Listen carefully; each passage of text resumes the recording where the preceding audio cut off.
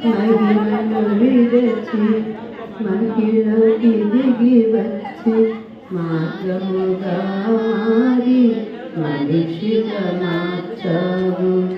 మహిళే నీవు మాధుర్యము చేసి మాదిరి చూపి మరో రూపమిచ్చావు. మహిమను విడచి మహిళకి దిగి వచ్చి మార్గముగా మారి మనిషిగా మార్చావు. మహిళే నీవు మాధుర్యము చేసి మాదిరి చూపి మరో రూపమిచ్చావు. మహిమలో నేను మహిమను పొందా మహిమగా మార్చింది నీ కృప. మహిమలో నేను మహిమను పొందా మహిమగా మార్చింది నీ కృప.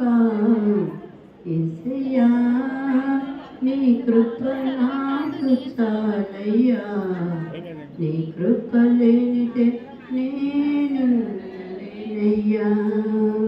యేసయ్యా నీ కృప నాకు చాలయ్యా, నీ కృప లేనిదే నేనుండలేనయ్యా. యేసయ్యా నీ కృప నాకు చాలయ్యా, నీ కృప లేనిదే నేనుండలేనయ్యా. హల్లెలూయా హల్లెలూయా.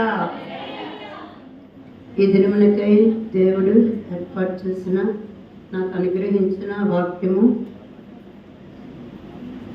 లూకా సువార్త 23వ అధ్యాయం 34వ వచనం చదువుతున్నాం కదా. తండ్రి వీరు ఏం చేయుచున్నారో వీరెరుగురు గనుక వీరిని క్షమించడి. వారు ఆయన వస్త్రములు పంచుకున్నట్టుకై సీట్లు వేసిరి. ఈరోజు శుభ శుక్రవారం. సాధారణంగా ఎవరైనా చనిపోతే ఆ దినాన్ని శుభదినంగా పరిణమించమను చాలా దుర్దినంగా మనం అనుకుంటాం. కానీ యేసై చనిపోయిన ఈ రోజుని శుభ శుక్రవారంగా, గుడ్ ఫ్రైడేగా ప్రపంచం అంతా జరుపుకుంటుంది. ఇదేదో ఒక గ్రామానికి కానీ, ఏదో ఒక మండలానికి కానీ, ఒక దేశానికి కానీ పరిమితమైంది కాదు. ప్రపంచం అంతా కూడా ఈ గొప్ప దినాన్ని, ఈ శుభ శుక్రవారాన్ని జరుపుకుంటుంది. ఇది చాలా మనకి వింటూ ఉంటేనే ఒక ఆశ్చర్యకరంగా ఉంటుంది. ఎందుకంటే చనిపోయిన రోజుని అన్నిలైతే ఏమనుకుంటాము? చనిపోయిన రోజున ఎవరైనా శుభదినంగా అనుకుంటారా అని అనుకుంటాము. కానీ ప్రపంచం అంతా కూడా ఈ దినాన్ని ఎందుకు శుభదినంగా పరిగణించిందంటే ప్రపంచానికే విడుదల వచ్చిన ఒక గొప్ప రోజు. దేవుని స్తోత్రం, హల్లెలూయా. ఈ వచనం మరి ఎక్కడ నెరవేర్పు జరిగిందో ఒకసారి మనం చూసుకుందాం. కీర్తన 22వ అధ్యాయము 18వ వచనం. నా వస్త్రములు వారు పంచుకొనుచున్నారు, నా అంగీ కొరకు చీట్లు వేయుచున్నారు. ఈ వాక్యము కీర్తన 22:18లో మనకు కనిపిస్తుంది. అమ్మ నేను చదువుతాను, నేను చదివిన వాక్యాన్ని మీరు చూడండి. ఎందుకంటే ఏడుగురు మరి మాట్లాడాలి కదా సమయము. మనం నేనే వాక్యం నేనే వివరణ చెప్పి చదువుతూ ఉంటాను, మీరు చూస్తూ ఉండండి. హల్లెలూయా. కీర్తన 22వ అధ్యాయం 18లో నా వస్త్రములు వారు పంచుకొనుచున్నారు, నా అంగీ కొరకు చీట్లు వేయుచున్నారు. చూసారా, ఈ వాక్యం ఇక్కడ నెరవేర్పు యేసయ్యలో జరిగింది. అక్కడ ఎలా ఉంది? వారు ఆయన వస్త్రములు పంచుకున్నట్టుకై చీట్లు వేసిరి. అదేవిధంగా యెషయా గ్రంథంలో కూడా మీరు చూడండి, నేను చదువుతాను. 53వ అధ్యాయంలో 10, 11, 12 వచనాలు చూసినట్లయితే అవన్నీ చదవనవసరం లేదు. 10వ వచనంలో ఒక మాట ఉంది. అతని నలగొట్టుటకు యెహోవాకు ఇష్టమాయను. Praise the lord. అతని నలగొట్టుట ఎవరికి ఇష్టమైంది? తండ్రికి ఇష్టమైపోయింది. అతనిని నలగొట్టడం, అతను ఆ విధంగా బాధింపబడ్డం తండ్రికి ఎంతో ఇష్టమైంది. ఇక్కడ కూడా ఆ వాక్యం నెరవేర్పు జరిగింది. 12లో చూసినట్లయితే తిరుగుబాటు చేసిన వారిని గురించి విజ్ఞాపనం చేశాడు. Praise the lord. తిరుగుబాటు చేసిన వారిని గురించి విజ్ఞాపనం చేసినట్లుగా ఇక్కడ యెషయా గ్రంథంలో 12వ వచనంలో రాయబడింది. అయితే అది కూడా యేసయ్యలో కలువరి సిలువలో నెరవేర్పు అనేది జరిగింది. తిరుగుబాటు చేసిన వారందరి గురించి కూడా ఆయన విజ్ఞాపనము చేయుచున్నారు. ఆ కలువరి సిలువలో ఆ ఎండలో ఆ యొక్క ఒళ్ళంతా గాయాలతో ఉన్నప్పుడు అతని చేతుల్లో మేకులు ఇనుము అతన్ని బాధిస్తుంది, ముళ్ళ కిరీటము, ప్రక్కలో బెల్లింపోటు, ఇంకా ఎంత దీనంగా ఉన్నారంటే యేసయ్య అంత దీన పరిస్థితిలో కూడా ఆయన ఒక గొప్ప ప్రార్థన చేస్తున్నారు. ఏమనంటే, తండ్రి వీరు ఏం చేయుచున్నారో వీరు ఎరుగురు కనుక వీరిని క్షమించుడి. ఎంత గొప్ప ప్రార్థన అంటే ప్రపంచమే నివ్వెరపోయే ప్రార్థన అది. ఎవరైనా సరే మనల్ని కొట్టేవారి కొరకు ఎవరు కూడా ప్రార్థన చేసి అంతవరకు చేసి ఉండలేదు. యేసయ్యే దానికి ఒక మాదిరిగా ఆయనే ఒక ప్రపంచానికి ఆశ్చర్యపోయే విధంగా ఆయన ఒక గొప్ప ప్రార్థన, గొప్ప విజ్ఞాపన చేస్తున్నారు. తండ్రి వీరు ఏం చేస్తున్నారో వీరు ఎరుగురు కనుక వీరిని క్షమించండి. అదేవిధంగా చూసుకున్నట్లయితే మనం ఒక మాట ఆదికాండం 37:22లో కూడా ఒక మాట నేను చదువుతాను. యోసేపు యొక్క అంగీని తీసివేసి గుంటలో పడవేసి వారు 20 తులముల వెండికి అతన్ని అమ్మవేశారు. పాత నిబంధనలో ఆదికాండంలో ఈ వాక్యం మనం చూస్తాం. యోసేపు ఆయన సొంత అన్నదమ్ములే ఏం చేశారంటే తమ్ముడిని ఆయన యొక్క వస్త్రాలు, ఆయన యొక్క మంచి అంగి తండ్రి కుట్టించిన ఒక విచిత్రమైన అంగి వేసుకొని వస్తే, ఒరే చూడండి కలలు కనేవాడు వస్తున్నాడు, వీడిని మనం ఏ విధంగానైనా సరే చంపాలని వారు ఆలోచన చేసి ఆ అంగిని తీసివేసి అతని గుంటలో పడవేశారు. మళ్ళా గుంటలో నుంచి తీసివేసి ఒక వర్తకునికి అమ్మేశారు. యేసయ్యని ఎన్ని నాణ్యాలకు అమ్మేశారు? ఎన్ని వెండి నాణ్యాలకు అమ్మేశారు చెప్పండి? 30 వెండి నాణ్యాలకి యేసయ్యను ఇస్కరియోతు అమ్మేశాడు. ఇక్కడ యోసేపును 20 వెండి నాణ్యాలకి అన్నతమ్ములు అమ్మేశారు. అయితే యోసేపుకు దేవుడు తోడయుండి ఆయన్ని రాజుగా చేశాడు. దేవుని స్తోత్రం, హల్లెలూయా. ఆయన రాజును చేసినప్పుడు ఆ దేశంలో కరువు వచ్చినప్పుడు అన్నదమ్ములందరూ కూడా అతని దగ్గరికి ధాన్యం కోసం వెళ్ళారు. అన్నదమ్ములు చూసినప్పుడు అతని హృదయం, మనమైతే చాలా ప్రతీకారంతో ఉంటాం, మనమైతే వాళ్ళు వస్తున్నారు వాళ్ళకి మంచి శిక్ష జరిగిందని అనుకుంటాం. కానీ అన్నదమ్ములు చూసిన యోసేపు హృదయం కరిగిపోయింది. ఆయన లోపలికి వెళ్ళి ఏడ్చినట్లుగా కూడా గ్రంథంలో వ్రాయబడి ఉంది. అంతేకాకుండా అక్కడ మనం చూసినట్లయితే 45:5లో ఒక వాక్యం మనకి కనిపిస్తూ ఉంది. అయినను నేను ఇక్కడికి వచ్చినట్లు మీరు నన్ను అమ్మవేసినందుకు దుఃఖపడకుడి, మిమ్మల్ని రక్షించుటకు మిమ్మలను కరువు నుండి కాపాడి ఆశ్చర్యంగా దేవుడే మీకు ముందుగా నన్ను పంపించెను. హల్లెలూయా. ఎంత గొప్పగా మాట్లాడుతున్నాడు చూడండి యోసేపు.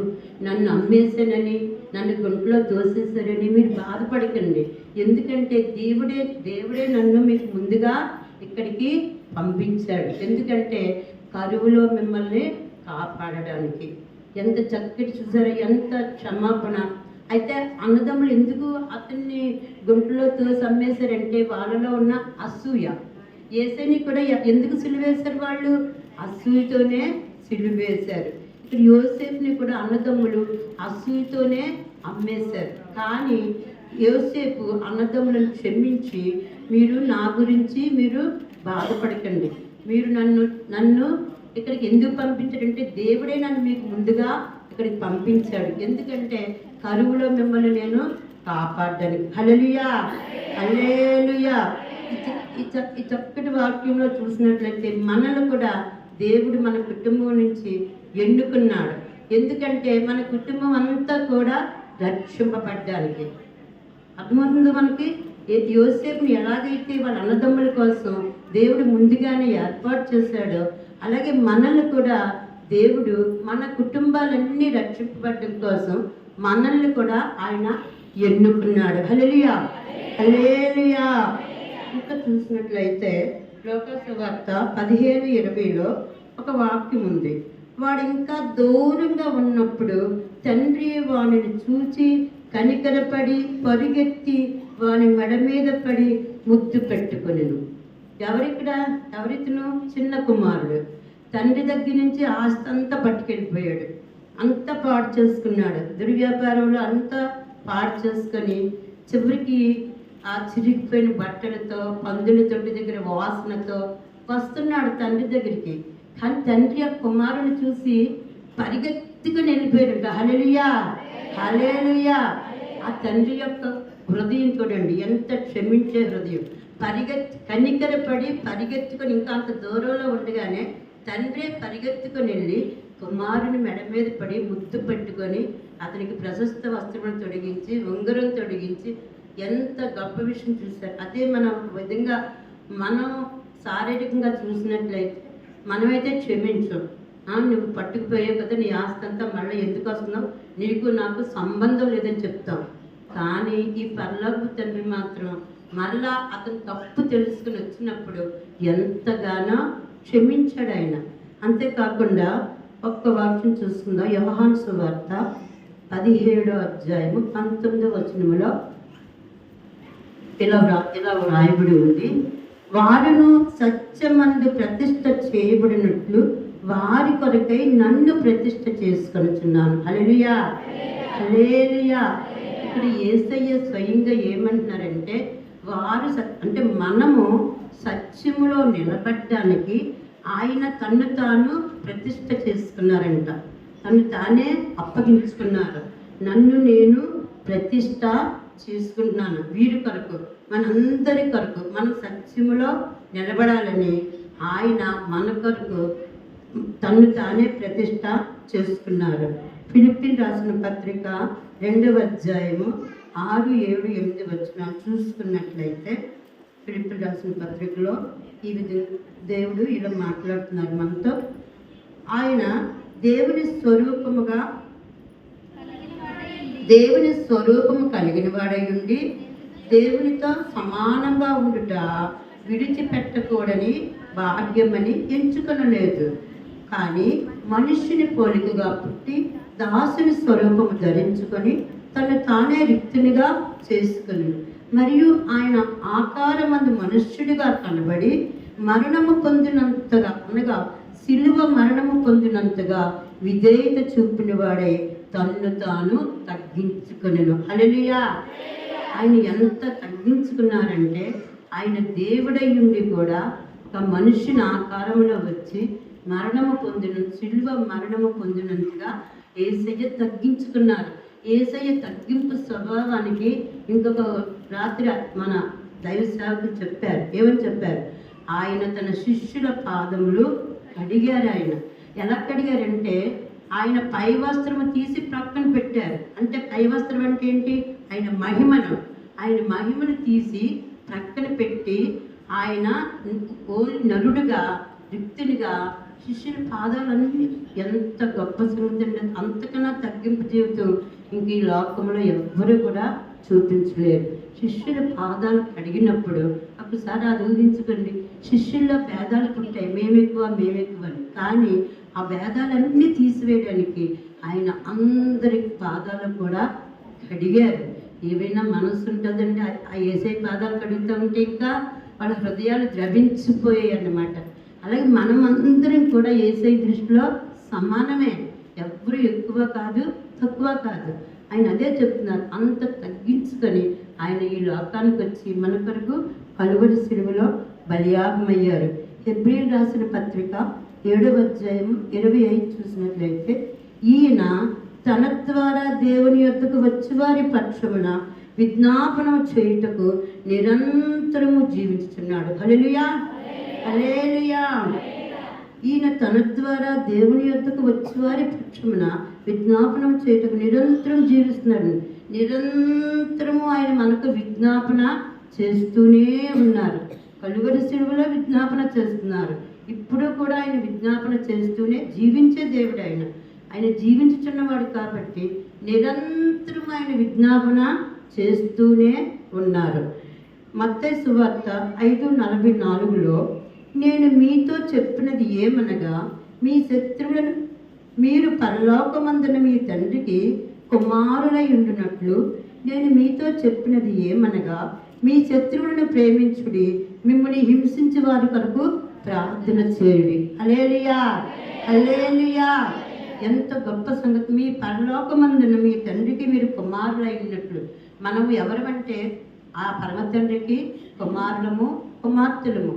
అలాగ ఉండాలంటే, ఒక అర్హత కావాలంటే మనం ఏం చేయాలంటే, మనల్ని హింసించే వారి కొరకు ప్రార్థన చేయాలి, మన శత్రువులను ప్రేమించాలి. అప్పుడే మనము యేసయ్య బిడ్డలుగా ఈ లోకము గుర్తిస్తుంది. దేవుడిచ్చినటువంటి ఇది ఒక ఆజ్ఞ అన్నమాట.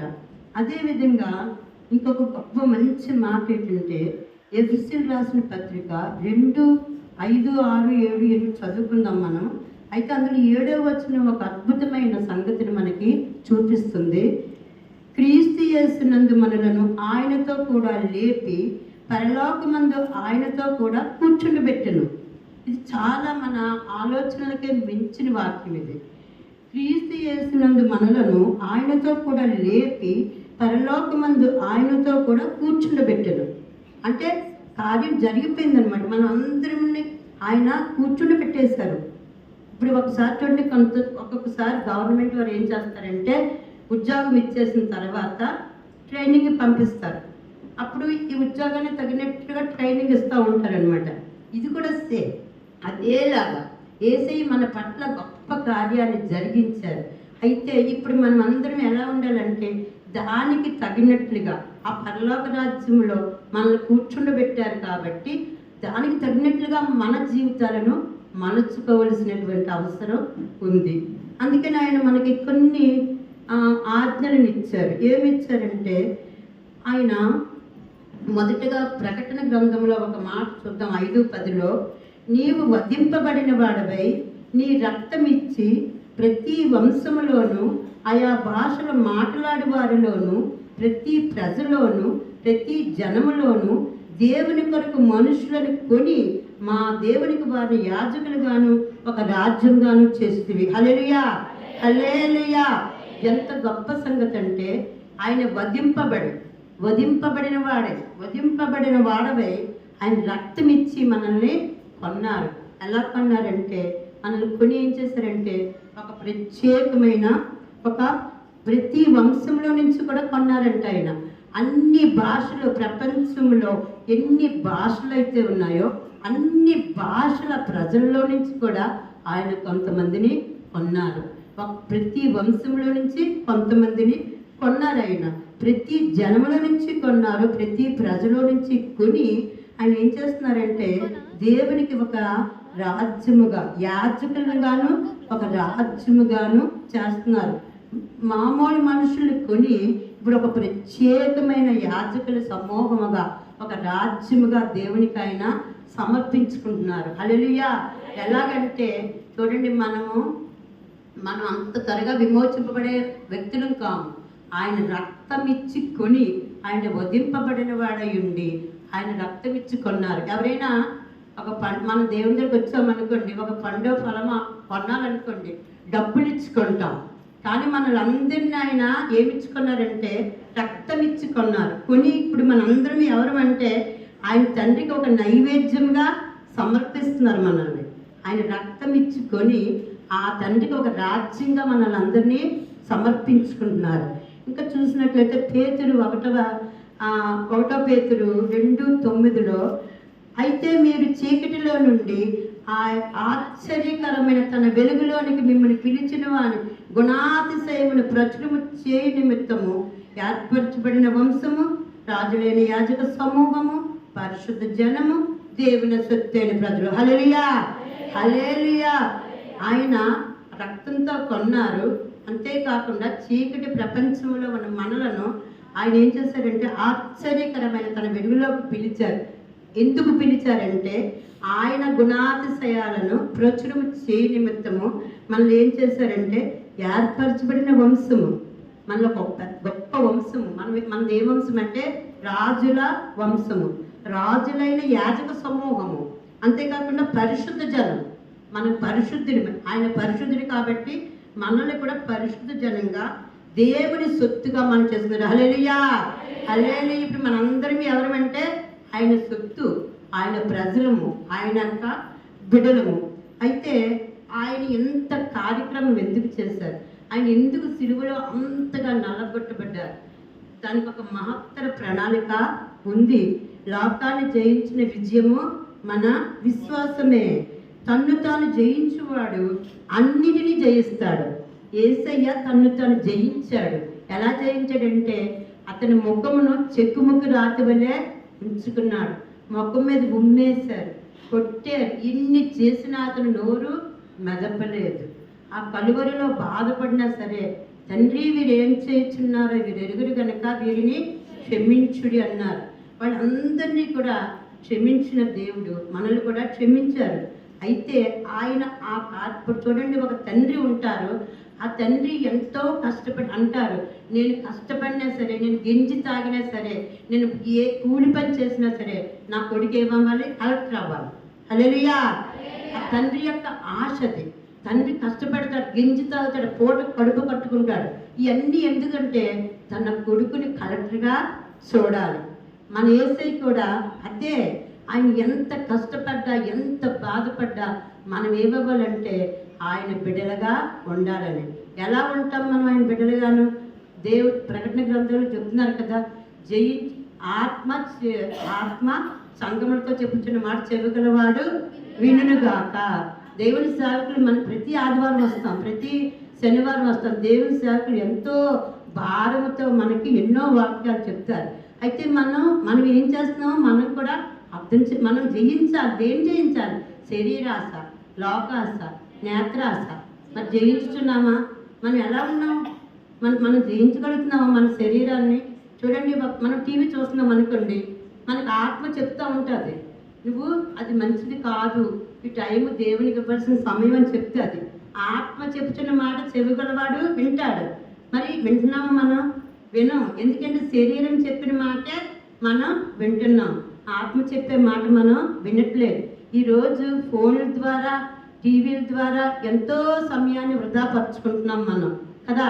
పరుచుకుంటున్నామా లేదా? దేవునికి ఇవ్వాల్సిన సమయం కూడా మనం దేవునికి ఇవ్వట్లేదు. మనమే కాదు, లోకం కూడా ఎంత పాడు. చూడండి, నేను ఒక వార్త విన్నాం. నిండు గర్భిణీ స్త్రీని భర్త చున్నీతో ఉరోసి చంపేశాడు. ఎంత ఘోరం చూడండి. ఈ ప్రపంచం ఎలా ఉందంటే చాలా భయంకరంగా ఉంది. అందుకే కదా యేసయ్య ఎందుకు వచ్చారంటే నశించిన దానిని వెతికి రక్షించడానికే ఆయన ఈ లోకానికి వచ్చారు. ప్రపంచం ఎంత భయంకరంగా ఉంది. దిశా చట్టాలు, నిర్భయ చట్టాలు ఎందుకు వస్తున్నాయి? వాళ్ళకి వాక్యం తెలియదు, వాళ్ళ ఆవేశం, మాట అనుకుంటారు. చూడండి, దేవుడు మనకి ఏం నేర్పిస్తున్నారు ఇక్కడ? అయ్యా వీరిని క్షమించండి. భార్య భర్తని క్షమించదు, భర్త భార్యని క్షమించడు, అత్త కోడలు క్షమించదు, కోడలు అత్తని క్షమించదు, తండ్రి బిడ్డలు క్షమించడు. ఈ క్షమించకపోవడం అనే దానివల్లే ప్రపంచంలో ఇన్ని ఘోరాలు జరుగుతున్నాయి. చూడండి, ప్రేమించమంటాడు, అమ్మాయి ప్రేమించనంటాడు, అంతే మొక్క మీద యాసిడ్ పోసేస్తున్నాడు. ఏంటిది? ప్రపంచం ఎలా ఉంది? అయితే ఆ ప్రపంచం గురించి ప్రార్థించవలసిన మనం ఎలా ఉన్నామో మనం ఒకసారి మనల్ని మనం పరిశీలన చేసుకోవాలి. మనం ఏడుస్తున్నాం, గోల పెడుతున్నాం, ఆయన కోసం చాలా ఏడుస్తున్నాం, మంచిదే. కానీ ఆయన కోరిక ఏమై ఉందో, ఆయన ఎందుకు ఆ విధంగా చనిపోయారన్నది కూడా మనం మన మనసులో గ్రహించాలి. మనం ఎవరంటే విడిపింపబడిన వారు, ప్రత్యేకమైన జనాంగం. మనం ఆయన యొక్క కోరిక ఏంటి? అసలు ఆయన యొక్క కోరిక ఏంటి చెప్పండి మీరు? ఆయన కోరిక ఏంటి? ఎందుకు ఆయన చనిపోయారు? ఎందుకు అంత నలగొట్టబడ్డారు? ఒకసారి చెప్పండి. మనందరం పరలోక రాజ్యంలో ఉండాలని. హల్లెలూయా.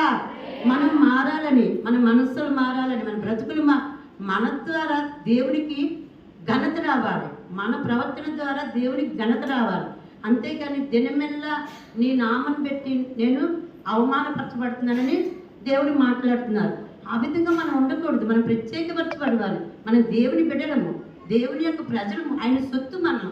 అలాంటప్పుడు మనం కూడా మన బ్రతుకుల్ని మార్చుకొని ఆయనకి ఇష్టలుగా ఉండడానికి మనం ప్రయత్నము చెయ్యాలి. వింటున్నాం, ఏడుస్తున్నాం, గోల పెడుతున్నాం, గుండెలు బాదుకుంటున్నాం, కానీ ఆయనకి ఇవ్వాల్సిన సమయానికి ఇవ్వలేకపోతున్నాం, మనం జయించలేకపోతున్నాం. చూడండి, ఒకసారి నేను ముగించేస్తాను, నా సమయం కూడా అయిపోయింది. ఒకసారి చదివేసి ముగించేస్తాను.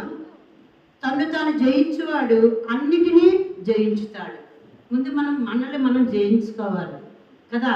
మనల్ని మనము జయించుకుంటేనే మనం అన్ని విషయాల్లో కూడా జయమును పొందగలుగుతాం. ప్రయత్నించాలి, ప్రార్థించాలి. ప్రభువా, ఈ బలహీనత నాలో ఉంది నాయన, తీసివేయండి. నేను మీకు మాత్రమే, మీ బిడ్డను మాత్రమే, మీకు మాత్రమే నేను సమయాన్ని ఇవ్వాలి అని మనం ప్రార్థన చేయాలి. మనం ప్రార్థించవలసిన వారమే ప్రార్థించకుండా ఈ లోకంలో మునిగిపోతే ఎవరు ప్రార్థిస్తారు? ఎవరు వారి కొరకు ప్రార్థిస్తారు? మనమే ప్రార్థించాలి. మనమే గొప్ప భారాన్ని ఆయన పెట్టారు. అంతే కదా, ఆయన అన్నారు, సర్వలోకానికి వెళ్ళి సర్వ సృష్టికి సువార్తను ప్రకటించమన్నారు. ఎవరికి ఇచ్చారు? ఆయన మనకే ఇచ్చారు. సమస్త జనులను నా శిష్యులుగా చెయ్యండి అన్నారు ఆయన. అది కూడా మనకే చెప్తున్నారు ఆయన. ఇంకెవరైనా చెప్తారు? రోడ్డు మీద పోయే వాళ్ళకి చెప్పరు కదా ఆయన, మనకే చెప్తున్నారు ఆయన. అంతేకాకుండా 96 కీర్తనలో ఉంటుంది, అనుదినము నా రక్షణ సువార్తను ప్రకటించండి, అన్య జనులలో నా మహిమను వివరించండి. ఆయన వాక్యం మనకి తేటతెల్లంగా చెబుతున్నప్పుడు మనమే బద్దకస్తమే, మనమే టీవీల్లో మునిగిపోయి, మనమే ఫోన్లలో మునిగిపోయి, మనమే ఉంటే ఎవరు ప్రార్థిస్తారు? ఆ నశించిపోయే వారి కోసం మన మీద ఒక భారం పెట్టారు ఆయన. ఆ భారాన్ని మనం స్వీకరించాలి. ఆయనే అంత భారం భరించారు కదా. మరి మనం కూడా ఆయన భారంలో మనం కూడా పాలువరం అయ్యాలి. అయ్యగారు చెప్పారు, మనం కూడా పాలుభాగస్తులు. హల్లెలూయా, హల్లెలూయా. నేను ఒక చిన్న వాక్యం చదివి చేస్తున్నాను. జయించువానికి ఆయన ఏమేమి ఇస్తున్నారో ఒక్కసారి నేను లైన్గా చదివేసి నేను మీకు సమయాన్ని ముగిస్తాను. నేను చదువుతాను, ఒక్కసారి చూసుకోండి. దేవుని పరదేశంలో ఉన్న జీవవృక్ష ఫలములు భుజింపనిత్తును. 2, నేను నీకు జీవ కిరీటము ఇచ్చెదను. 3, జయించువాడు 2వ మరణం వలన ఏ హానియు పొందడు. 4, జయించువానికి మరుగయ్యున్న మన్నాను భుజింపనిత్తును. 5, అతని నీకు తెల్ల రాతినిత్తును, ఆ రాతి మీద చెక్కబడిన ఒక కొత్త పేరుండును, పొందిన వారికే కానీ అది మరి ఎవ్వరికి తెలియదు. 6, వేకువ చొప్పున ఇచ్చెదను. 7, జయించువాడు తెల్లని వస్త్రములు ధరించుకొనును, జీవగ్రంథంలో నుండి తుడుపు పెట్టక నా తండ్రి ఎదుటను ఆయన దూతల ఎదుటను అతనిని ఒప్పుకొందును. 7, ఇంకా నాకున్న సర్వము 8, జయించిన వారిని నా దేవుని ఆలయంలో ఒక స్తంభముగా చేసేదను. 9, నేను జయించి నా తండ్రితో కూడా ఆయన సింహాసనంపై కూర్చుని ఉన్న ప్రకారము జయించు వారిని నాతో కూడా నా సింహాసనం అందు కూర్చుండబెట్టుదును. హల్లెలూయా. ఒక గట్టిగా చప్పట్లు కొట్టి దేవునికి నామాన్ని పొందించదమ్మా. హల్లెలూయా, హల్లెలూయా, హల్లెలూయా, హల్లెలూయా. దేవుడు ఎంత గొప్ప దేవుడు చూసారా. మనం జయించాలి. మన శరీరాశల్ని జయించాలి, మన నేత్రాశల్ని జయించాలి, లోకాశల్ని జయించాలి. జయించాలి, జయించాలి, జయించాలి చెప్తున్నాడు. ఆత్మ చెప్పుచున్న మాట చెవగలవాడు వినుడుగా. ఆత్మ చెప్పుతుంది మనకి. మనం ఎప్పుడైతే తప్పు చేస్తామో ఆత్మ మనతో చెబుతుంది ఇది తప్పు అని. దేవుని మాట ఇంకోటి ఉంది, ఏవి రమ్యమైనవో, ఏవి ఖ్యాతి గలవో, ఏవి సత్యమైనవో, ఏవి యోగ్యమైనవో మీరు ఆలోచించండి. అవి వాటి ద్వారా మనము దేవుణ్ణి మహిమపరచాలి. ఆయన ఈరోజు మన కొరకు కలువరి శిలువలో నలగొట్టబడి ఎంత గొప్ప సంగతి అంటే ఆయన మన అందరి కొరకు నశించిపోవచ్చున్న దానిని వెతికి రక్షించడానికే యేసయ్య ఈ లోకానికి వచ్చారు. ఈ జయించువానికి ఇచ్చినటువంటి మనం జయించకపోతే ఇవన్నిటినీ కోల్పోతాం. ఆయన ఉద్దేశం ఏంటంటే మనందరినీ జయించి ఆయన సింహాసనం మీద కూర్చోవాలని. హల్లెలూయా. చిన్న వాక్యాన్ని దేవుడు దీవించి ఆశీర్వదించిన గాక. ఆమేన్.